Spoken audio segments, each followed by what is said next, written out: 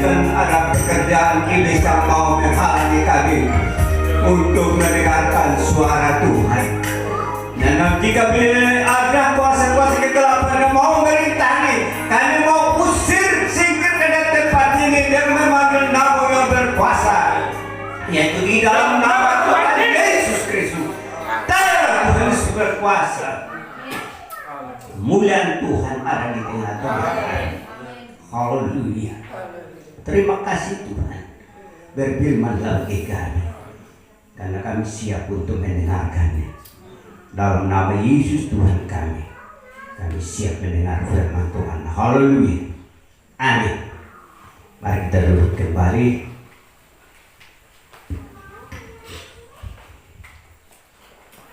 Sebelum kita sama-sama belajar firman Tuhan, baiklah, pertama-tama ya mungkin ibadah kita agak terlambat, tapi jangan hati kita yang terlambat, saudara. Haleluya.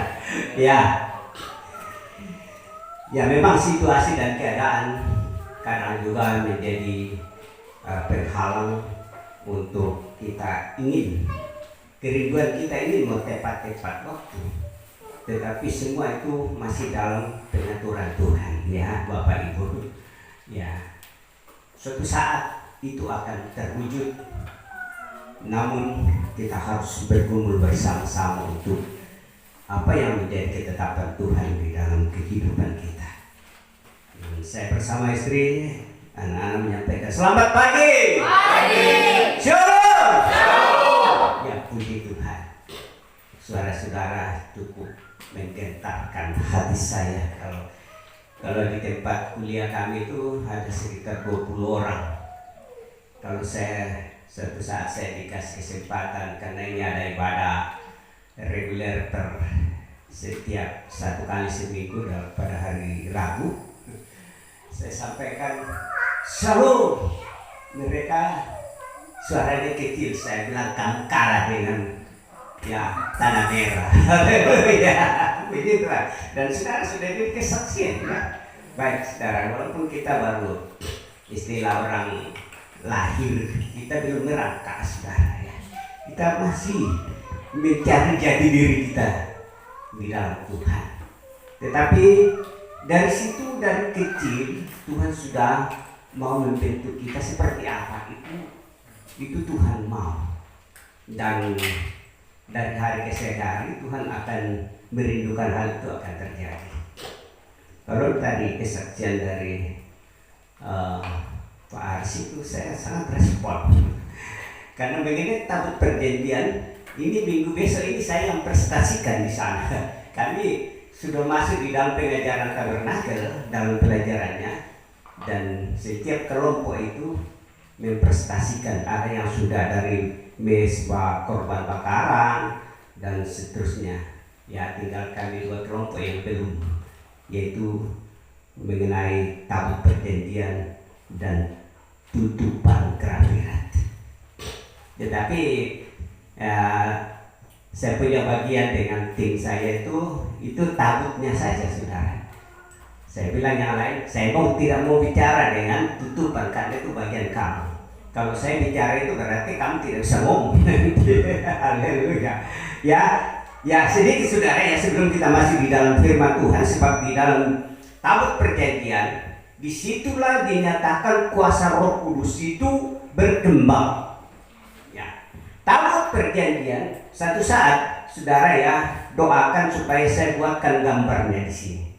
Ya, kita akan mulai nanti melihat ada 7 langkah yang kita akan jalani sampai kita masuk di dalam kerajaan surga kalau umumnya. Kalau dalam pelajaran itu sampai masuk kita di dalam ruangan Maha Kudus. Ruangan Maha Kudus itulah kerajaan surga. Ya, secara umumnya itu adalah Yerusalem baru. Yerusalem baru itu ukurannya 4 persegi. Nah, nanti kalau kita belajar kita akan lihat ukuran daripada ruangan Maha Suci itu juga 4 persegi, 10 kali 10 kali 10, 10 lebar, 10 ya panjangnya dan 10 tingginya. sama semua ukurannya itu. Nah, tapi berdoa saudara, belum sekarang ya, doakan. Tapi mengenai tabut perjanjian, secara sekilas saya sampaikan bahwa tabut perjanjian itu adalah suatu benda yang oleh Tuhan berikan kepada Musa, ya, untuk dibuat pertama kali sebelum membuat tabernakel. Kenapa itu dibuat dahulu itu tabut perjanjian? Karena di atas tabut perjanjian itu Allah berbicara, menyampaikan firman, berbicara, menyampaikan hukum dan juga peraturan-peraturan. Tidak ada tempat lain, cuma di atas tabut perjanjian Tuhan itu.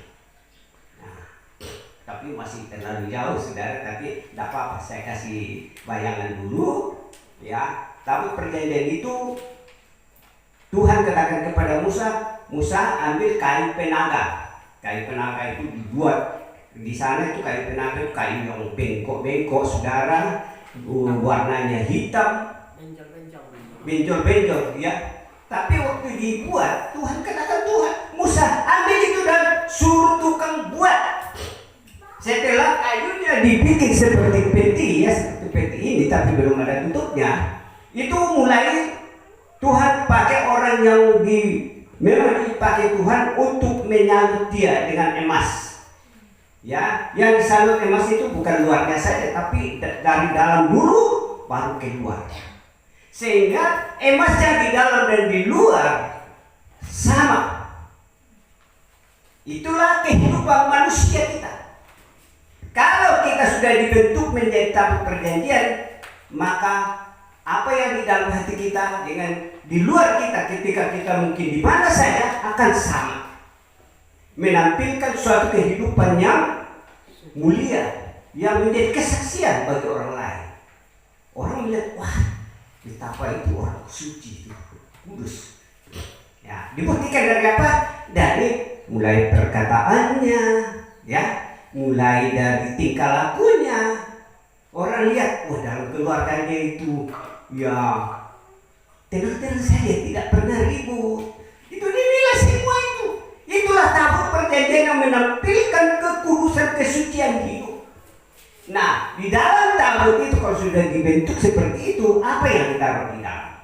Ada 3 poin yang ada ditaruh di dalam. Nanti poin pertama kita akan belajar dari sini sebentar ya. Saya tidak lama-lama itu, tapi saya akan kasih garis-garis besar. Nanti saudara yang punya catatan tulis supaya perlu nanti dibaca di rumah ya. Karena waktu kita ini sudah jam 10 menit. Ya, haleluya. Tapi Bapak Ibu Saudara, ada berkaitan? Amin. Amin. Ya, puji Tuhan. Kerajaan surga itu kerajaan kekal. Nah, kalau kita hanya 5 menit beribadah sudah baru kita bosan, wah, tidak bisa masuk surga itu. Haleluya. Amin. Amin. Ya.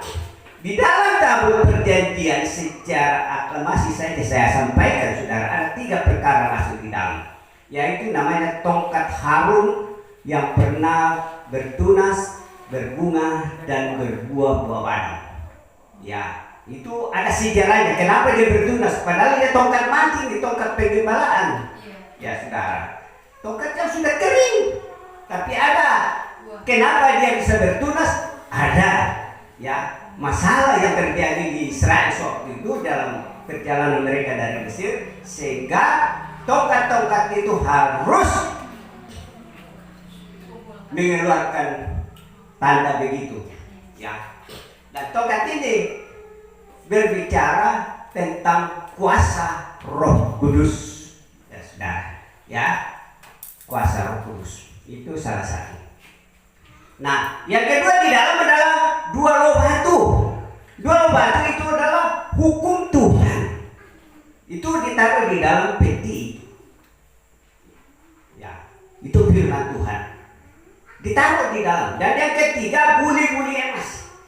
Buli-buli emas itu itulah kehidupan saudara dan saya yang terbuat dari tanah liat, tapi disalut emas luar dan dalamnya. Setelah jadi menjadi suatu bejana yang begitu rupa, apa yang ditaruh di dalam? Tuhan suruh taruh mana. Mana itulah roti yang turun dari surga. Ya saudara. Dan mana ini tidak sembarang ditaruh di tempat yang Tuhan izinkan, harus bejana yang sudah disalut dengan emas. Berarti tempat itu sudah dalam kekudusan. Baru turunlah, ditaruhlah mana yang memang turun dari surga, tempat yang kudus, sama-sama kudus saudara. Sehingga 3 perkara di dalam ini membuat tabut ini menjadi suatu sarana untuk menampung 3 perkara besar dari Tuhan, ya. Dan inilah yang menuntut Tuhan, menuntut umat Tuhan untuk dijadikan sebagai mempelai wanita Tuhan yang memiliki 3 perkara ini. Maka Tuhan datang dengan tutupan kerafiran menutupi kehidupan kita sehingga menjadi tabut perjanjian Tuhan. Jadi tabut perjanjian Tuhan terdiri dari pletinya dan tutupannya. Tutupannya itu semuanya dari emas murni, kata firman Tuhan di dalam Keluaran 25 ayat 1 sampai 20 itu, ya. Itu adalah rencana Tuhan yang besar. Dan mungkin ada yang kata, wah itu Taurat itu. Iya. Taurat. Tidak semuanya Taurat dihilangkan saudara, tapi ada bagian-bagian yang tidak dihilangkan, ya. Ada bagian-bagian yang diangkat atau menjadi pelajaran untuk kita zaman sekarang ini. Jadi intinya bahwa tongkat Harun bertunas itulah kuasa Roh Kudus. Kalau kita masuk di dalam ruangan suci, sebelum masuk ruangan suci, di situ ada pelita emas, ya, pelita emas. Kemudian di situ ada meja roti sajian untuk menunjuk kepada berkembang menjadi dua loh batu, ya. Kemudian ada mesbah dupa, itulah kasih kita kepada Tuhan. Kalau bejana diisi dengan roti yang hidup, berarti dia selalu berhubungan dengan Tuhan. Jadi 3 perkara dalam ruang suci nanti saudara akan lihat kalau Tuhan izinkan kita akan buat, dan nanti saya akan berusaha itu, ya, untuk memberikan kita suatu pemahaman tentang rencana Tuhan, bagaimana cara Israel yang kehendaknya Tuhan itu untuk beribadah kepada Tuhan. Ya sabar ya, nanti Tuhan izinkan ini saya kasih garis besarnya dulu, ya. Itu, dan itu sudah kira-kira bagian daripada namanya tabut perjanjian. Itulah kehidupan yang sudah dibentuk menjadi sidang mempelai wanita Tuhan.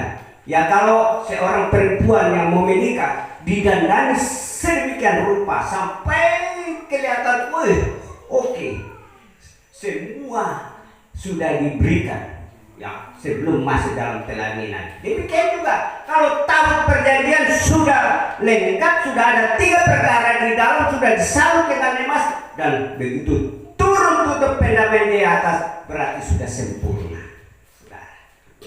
Ya, puji Tuhan. Kali ini saya pikir Tuhan saya mau sampaikan apa ini, ya. Tapi Tuhan mau supaya kita mengerti, karena tadi itu, ya, sudah ada satu bagian masuk di dalam tabut perjanjian, yaitulah tentang Roh Kudus. Ya, Roh Kudus. Jadi seperti saya bilang tadi, itu 7 langkah yang kita harus tempuh baru kita sampai ke dalam, dan itu pengajarannya bukan ecek-ecek sudah, tapi luar biasa.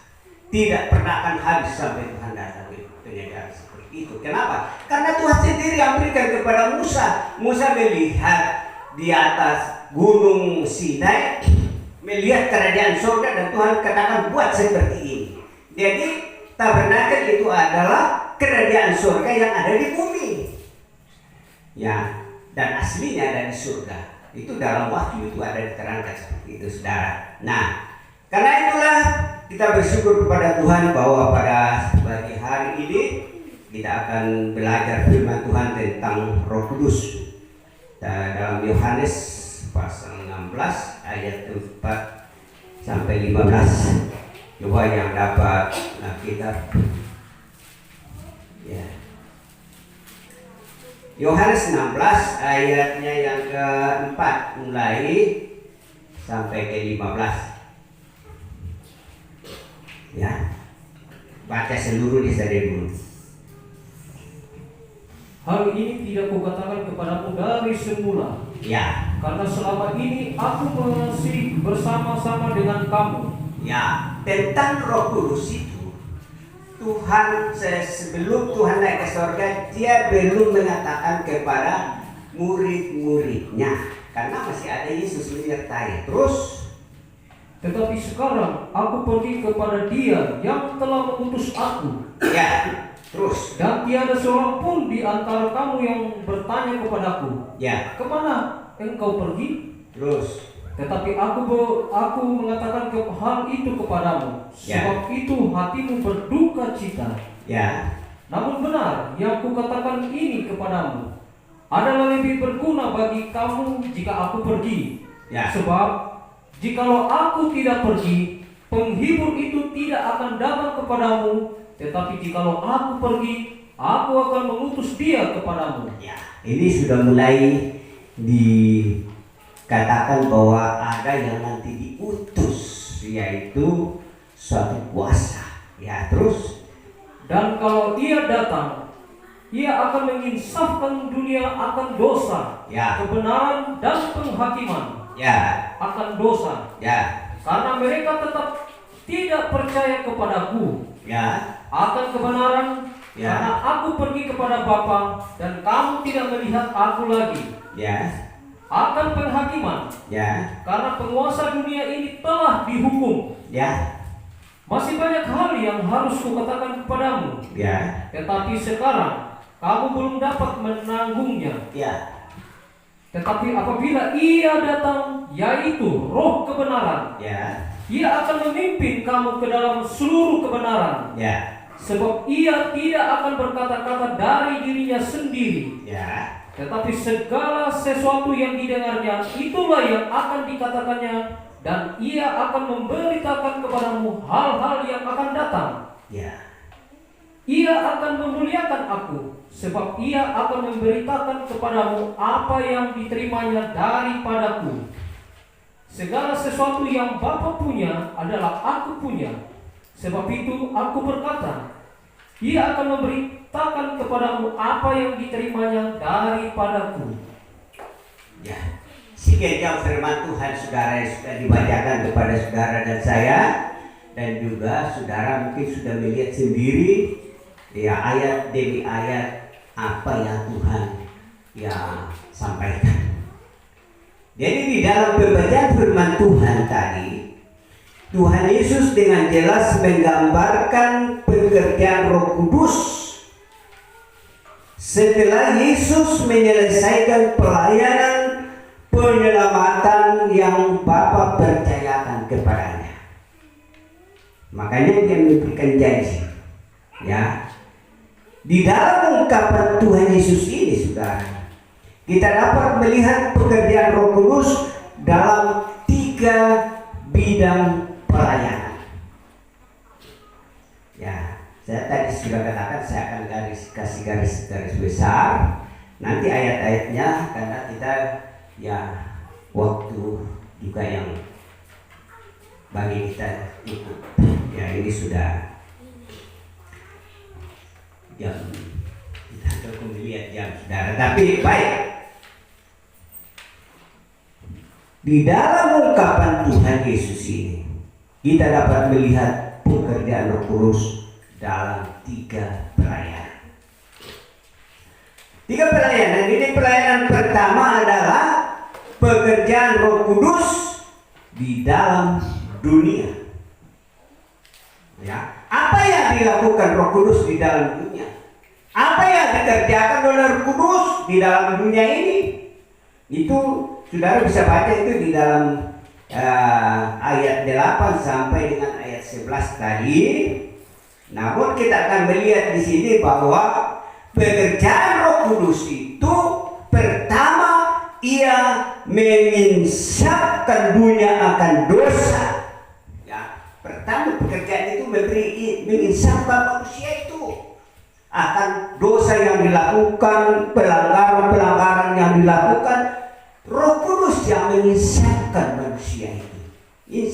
Insaf itu apa ya? Sadar, menyadarkan. Ya. Jadi karena itu Bapak Ibu Saudara yang dikasihi Tuhan, kalau firman datang turun dan menegur saudara dan saya, mungkin ada kita salah perkataan, salah apa, dan datang firman Tuhan menegur, jangan menghindar saudara, jangan tinggalkan rumah Tuhan, jangan tinggalkan ibadah, karena dengan cara demikian Allah mendidik kita untuk sadar, insaf, supaya kita lanjut di situ di dalam, selain mengisapkan, dibawa kita masuk dalam kebenaran. Ya, di dalam Yohanes 17 ayat 17 itu Tuhan katakan firman-Mu adalah kebenaran. Tidak ada hal lain yang bisa membenarkan kita selain firman Tuhan, saudara. Ya. Jadi pekerjaan Roh Kudus yang pertama itu adalah menyadarkan atau menyiapkan dunia akan dosa, akan kebenaran, dan juga penghakiman. Ya, karena dunia nanti akan dihakimi. Setiap kehidupan manusia juga akan dihakimi sesuai dengan perbuatannya masing-masing. Ya, saudara bisa catat itu ya dalam Yohanes 16 ayat 8 sampai 11 tadi itu bagian yang pertama, itu pekerjaan Roh Kudus yang pertama. Saya kasih garis besar dulu saja. Ya, kalau Tuhan izinkan ya kapan waktu. Tapi saudara bisa berdoa supaya Roh Kudus yang saudara terima itu menerangkan lebih jauh di dalam hati saudara dan saya. Yang kedua, ia memampukan hamba-hamba Tuhan untuk memberitakan Injil. Itu pekerjaan Roh Kudus. Hamba-hamba Tuhan tidak bisa bekerja sendiri, ya, tanpa Roh Kudus. Kalau ada hamba Tuhan yang mencoba-coba untuk bekerja sendiri tanpa mengundang atau mengikutkan Roh Kudus di dalam pelayanan yang dikerjakan, itu pada akhirnya akan terjadi suatu hal yang kalau dunia katakan itu ada suatu malapetaka di sana. Ya. Karena tentunya tidak, orang yang dididik tanpa Roh Kudus itu tidak akan sadar. Ya. Tidak ada kesadaran di situ. Tidak akan mengerti dan memahami kebenaran itu seperti apa. Kemudian yang ketiga, ya tadi itu, yang kedua,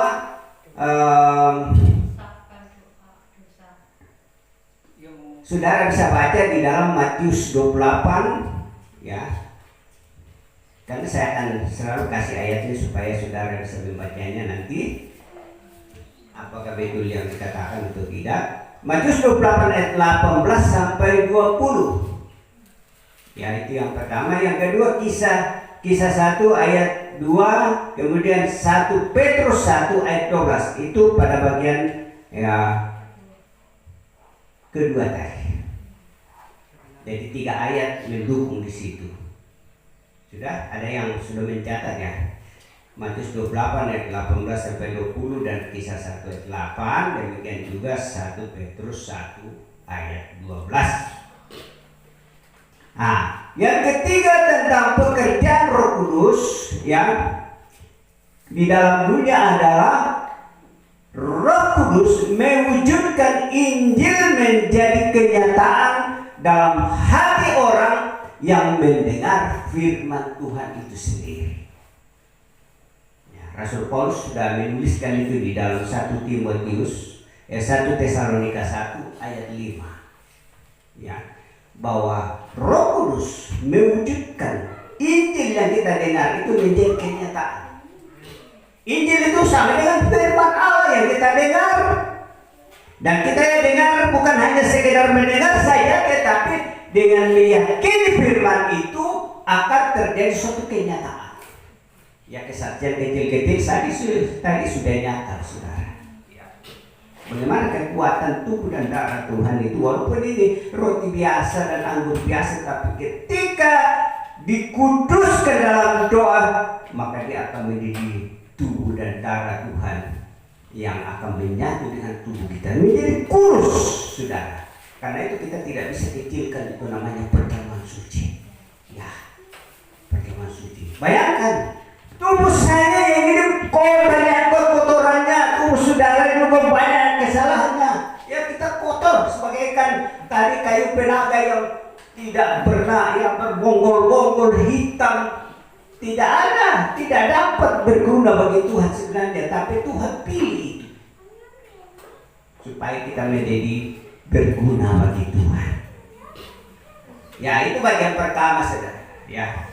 Bagian kedua yaitu pekerjaan Roh Kudus dalam hidup orang percaya.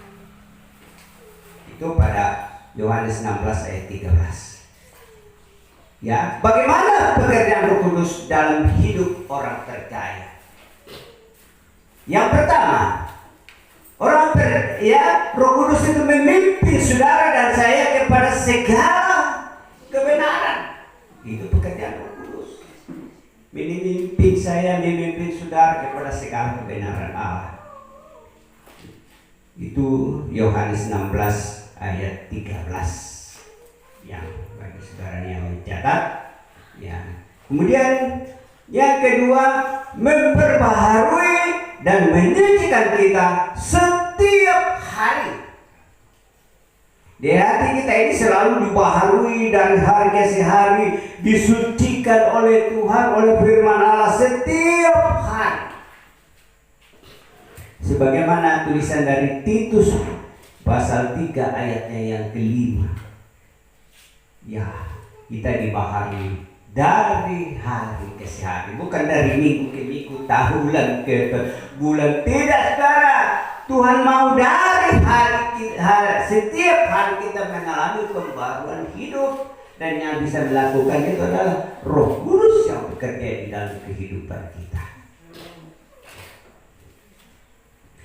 Kita maraton saja.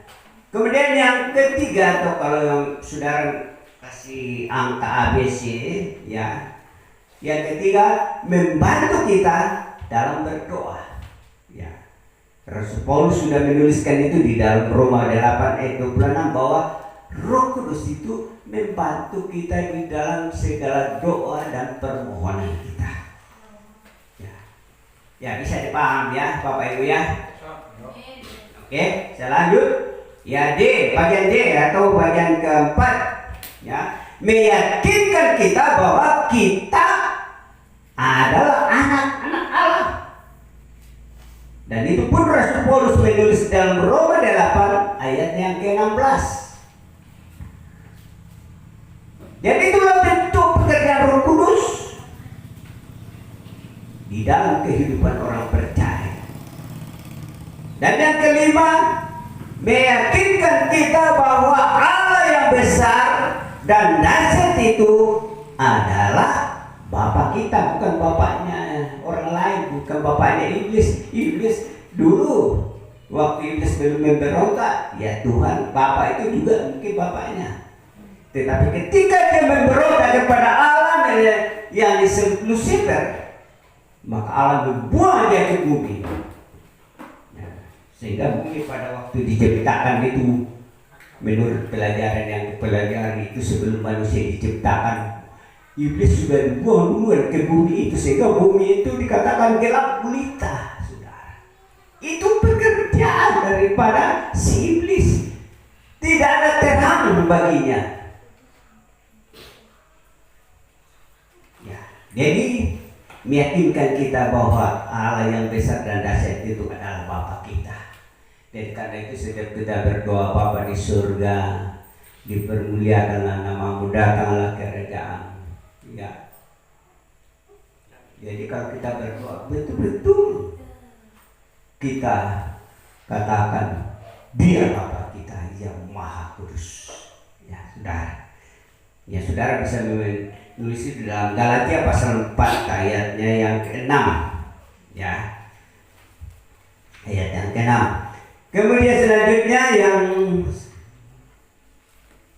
yang ke-6, bahwa ya Roh Kudus dalam hidup orang percaya itu membawa kasih Allah dalam hati kita.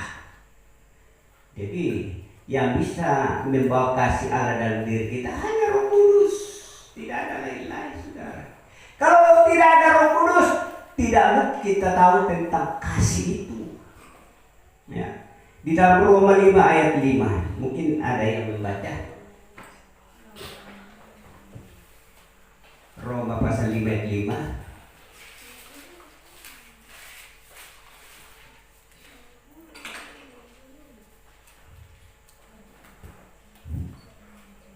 Dan pengharapan tidak mengecewakan, karena kasih Allah telah dicurahkan di dalam hati kita oleh Roh Kudus yang telah dikaruniakan kepada kita. Ya, jelas ya Bapak Ibu ya. Jadi berdoa supaya firman Tuhan itu nanti Tuhan akan uraikan lebih jauh lagi. Saya kasih kerangka-kerangkanya. Itu sudah dua poin. Ya, sudah 2 poin saudara dapatkan. Sekarang poin ketiga yang terakhir. Ya, yaitu bagian ketiga, pekerjaan Roh Kudus di dalam gereja Tuhan. Nah, itu Yohanes 16 ayat 14 sampai dengan 15. 14 sampai 15 dari Yohanes 16. Ya. Apa pekerjaan Roh Kudus di dalam gereja Tuhan? Pertama, mempermuliakan Kristus. Jadi Kristus yang selalu menjadi pijakan kita, menjadi junjungan kita di dalam rumah Tuhan. Sehingga tadi dikatakan dalam pekerjaan bahwa walaupun Kristus ada di surga, tapi dia pernah ada di bumi menyampaikan firman, ketetapan dan hukum-hukum Tuhan itu. Ya, mungkin manusia saat itu belum paham. Karena itu Roh Kudus turun. Yesus katakan, aku menyuruh Roh Kudus itu kepada kamu untuk memberikan pengertian, ya, memahami apa yang sudah pernah kamu dengar, sehingga kamu mempermuliakan namaku, ya, mempermuliakan Kristus. Jadi di dalam jemaat itu yang kita permuliakan tidak ada lain, hanya Kristus. Karena Yesus yang sudah mati dan bangkit itu sudah mengangkat dosa kita, dan dia menebus kita, mengangkat kita menjadi umat kepunyaan Tuhan. Luar biasa, saudara. Ya. Yang kedua, memberitahukan segala kehendak Allah. Kita tidak tahu sebab kita ini manusia biasa yang tidak, ya di dunia saja kita tidak paham apa yang sedang terjadi di bumi. Apalagi mau tentang perkara-perkara yang mulia, ya. Namun Roh Kudus itu turun diberikan kepada kita untuk memberitahukan segala kehendak Tuhan. Jadi mungkin kita mengalami sakit, jangan katakan, oh Tuhan ini meninggalkan saya. Ya, Tuhan tidak benar. Kenapa yang satu tidak sakit? Kenapa saya yang sakit? Ya, banyak yang berkata begitu, sudah. Atau ada yang anaknya diambil Tuhan. Ya, pernah di kampung itu. Wah, itu Tuhan tidak adil katanya. Ya. Kenapa diambil? Diambil yang masih muda ini karena dia masih berguna jauh ke depan. Jadi menyalahkan Tuhan. Itu bukan kehendak Tuhan.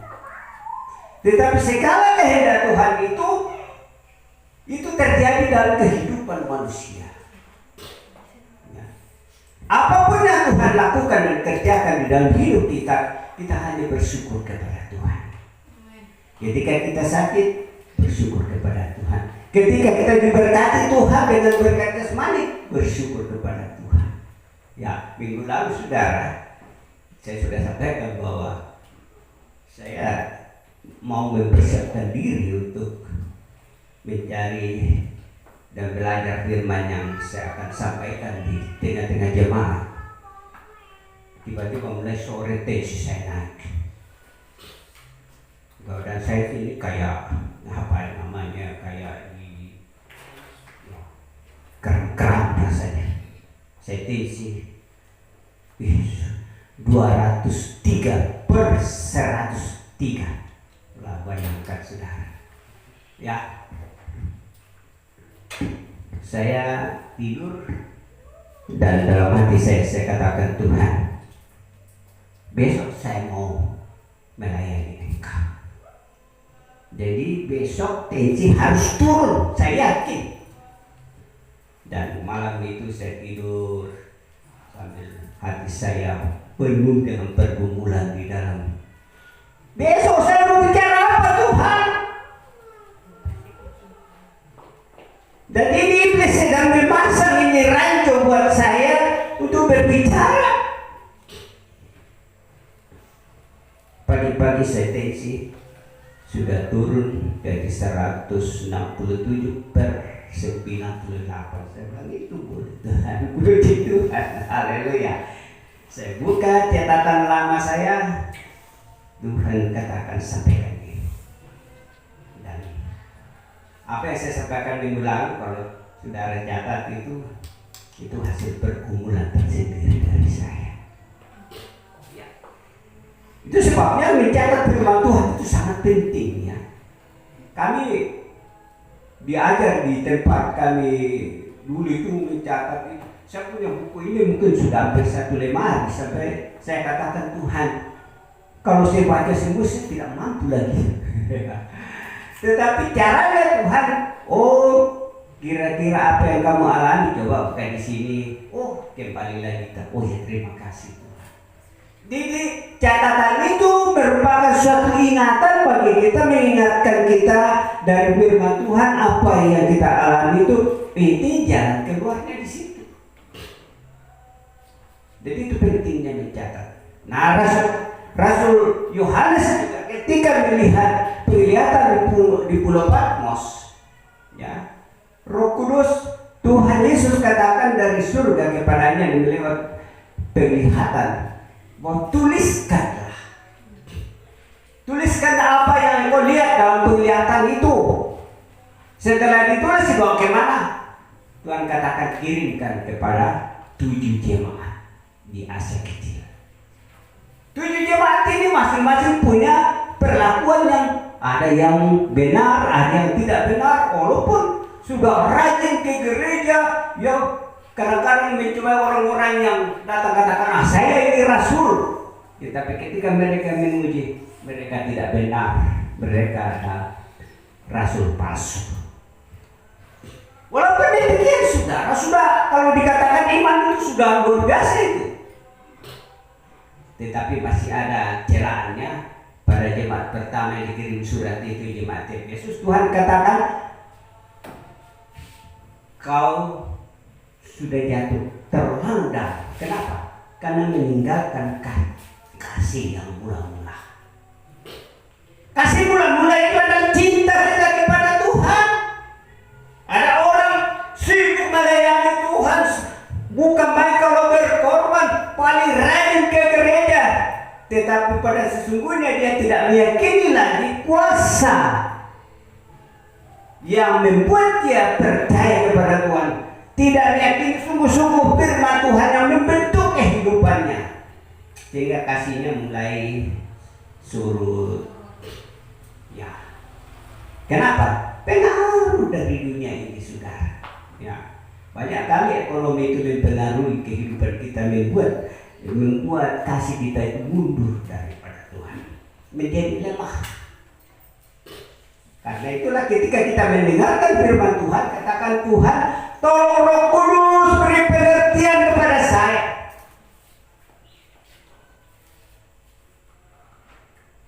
Ya, Dia akan memberikan kita pengetahuan, pengertian tentang kehendak Tuhan itu sendiri.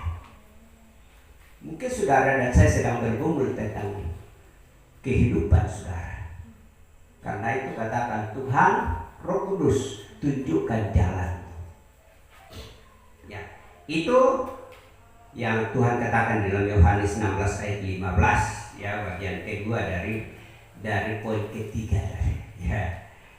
Nah, kemudian yang ketiga, Roh Kudus itu di dalam gereja Tuhan adalah melengkapi gereja dengan berbagai karunia. Ya.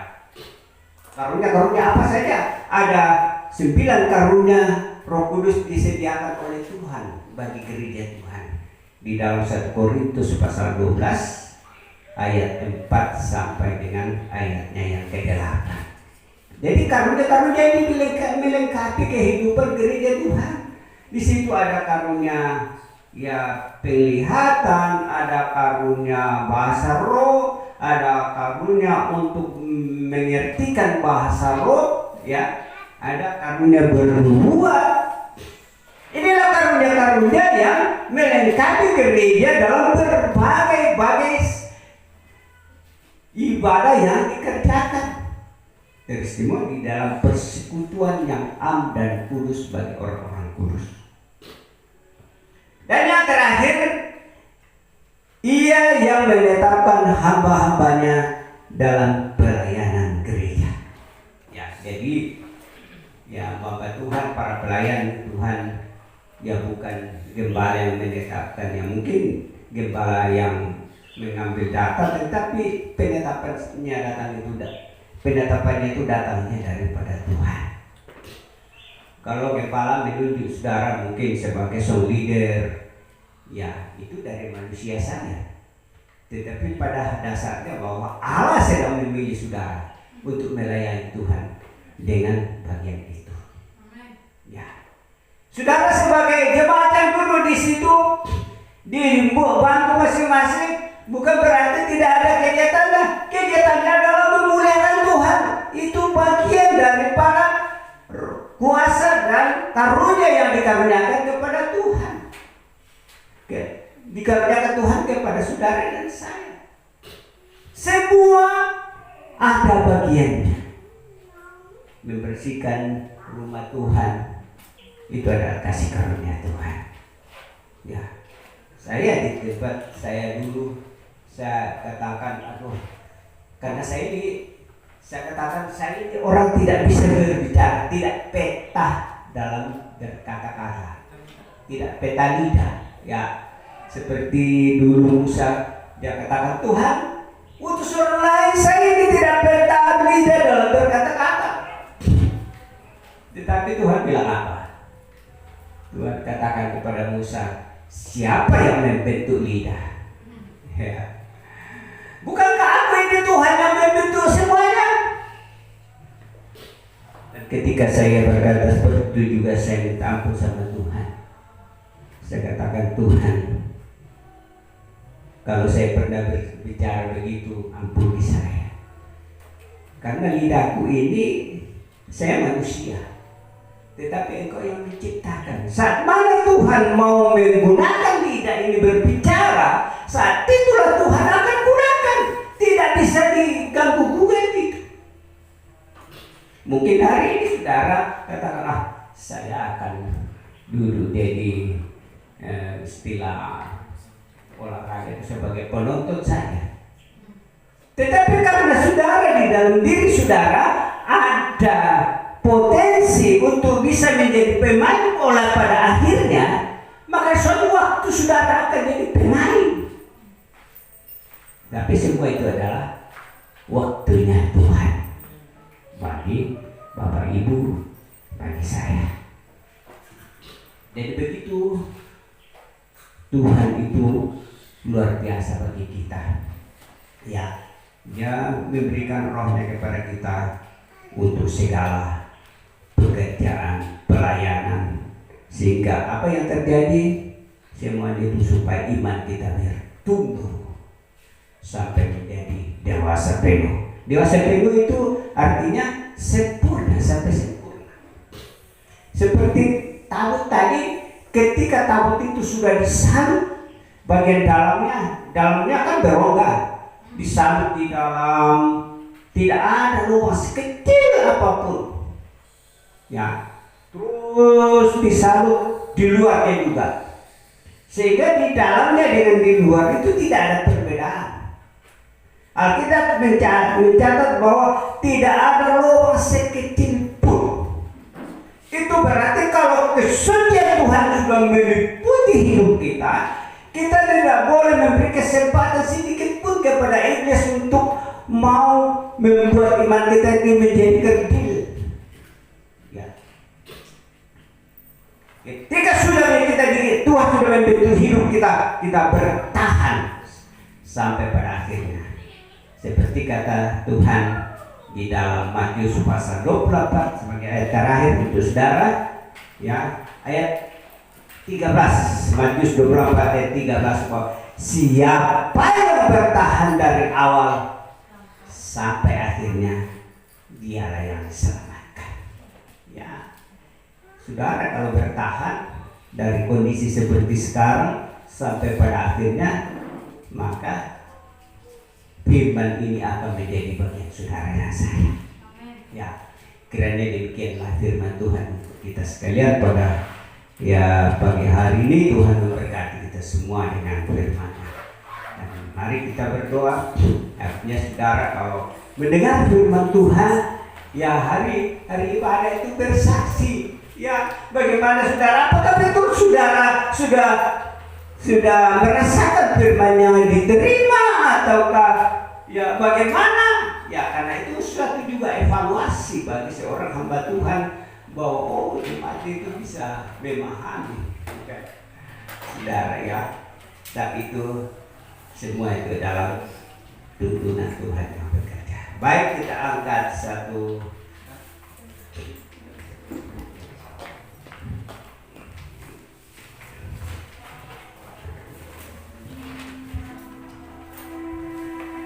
pujian yang mengatakan Yesus tolongku untuk mengasihi. Ya. Sambil kita berdiri bersama-sama, kita angkat pujian ini. Mari angkat pujian ini.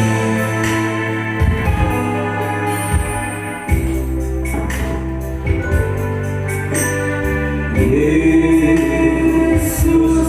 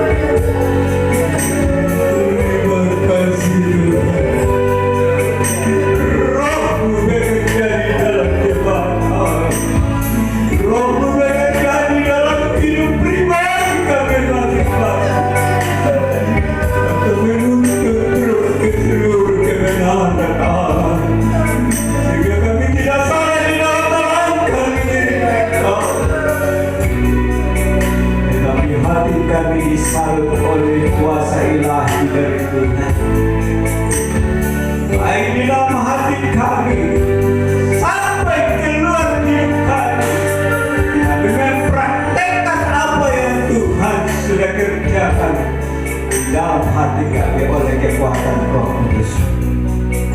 Karena itulah Engkau Imam besar yang mengetahui segala keberadaan kita. Dan Imam besar itu juga hadir di tengah-tengah kami, akan memberikan dan membagikan kepada kami tubuh dan darah. Sebab itu Tuhan kuduskan roh dan anggur ini menjadi tubuh dan darah-Mu. Haleluya. Itu bersama sangat dari roh. Bahaya sangat darah.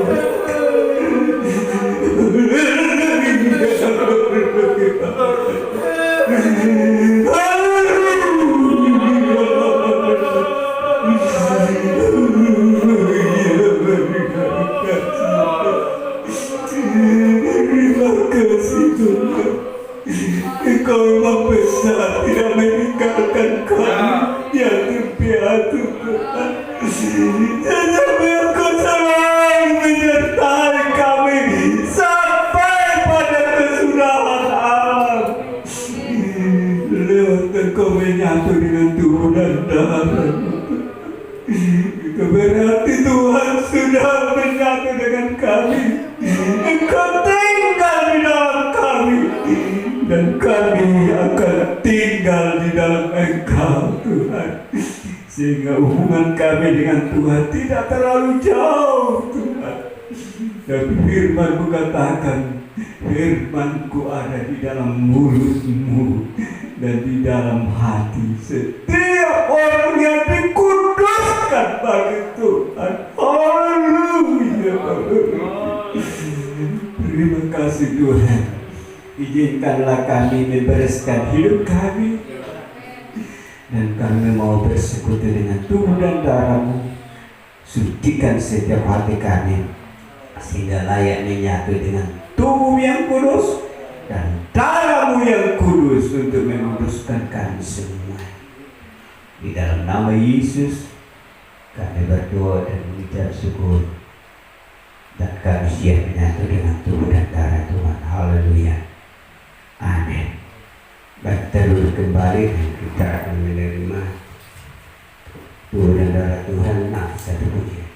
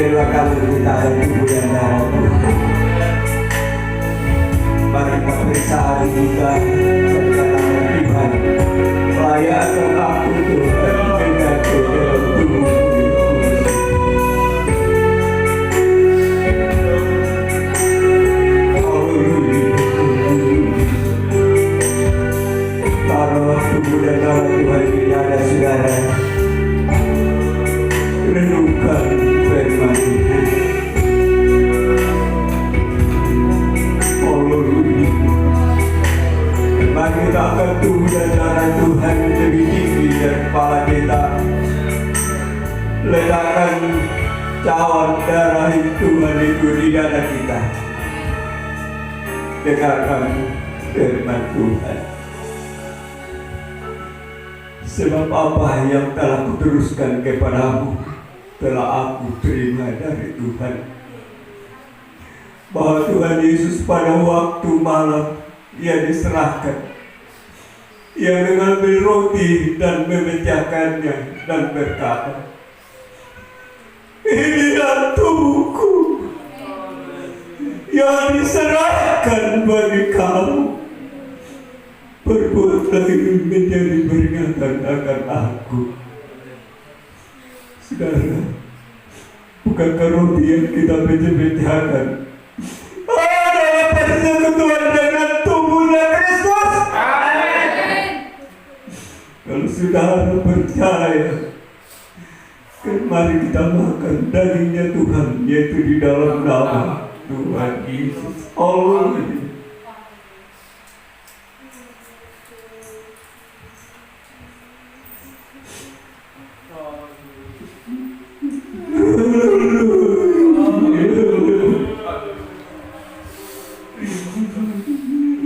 Sudah menyatu dengan tubuh yang kurban.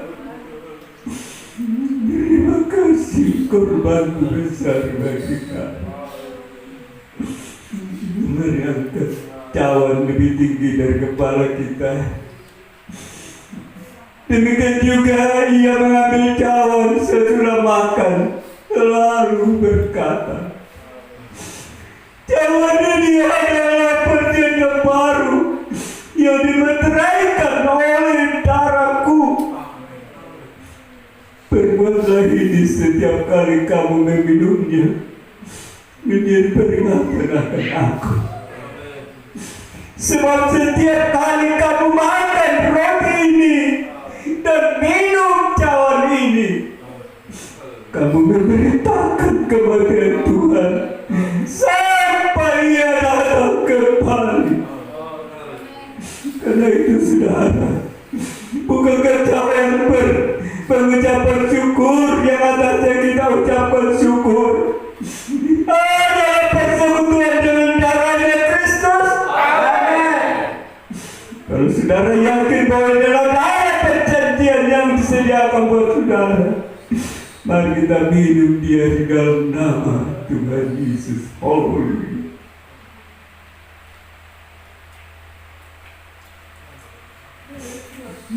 Haleluya.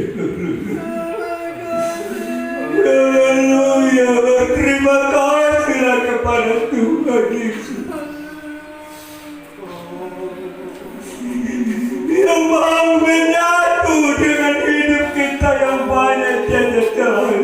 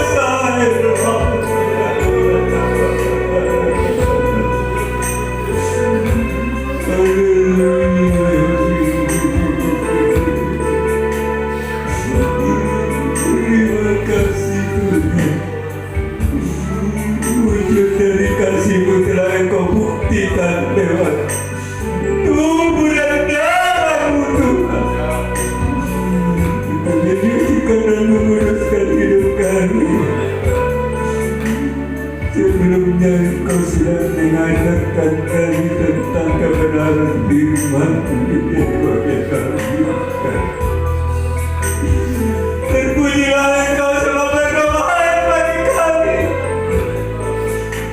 Dan biarlah Tuhanku dan darahmu ini menjadi persiapan bagi kami Tuhan, untuk pada saat Engkau membawakan kepada guru sana, dilepaskan dari bumi yang banyak pergolakannya ini. Tubuh dan darahmu ini menjadi makanan yang sempurna bagi kami di sana, sehingga Tuhan kuasa Allah akan dinyatakan dan kami menikmati persekutuan yang erat dengan Tuhan.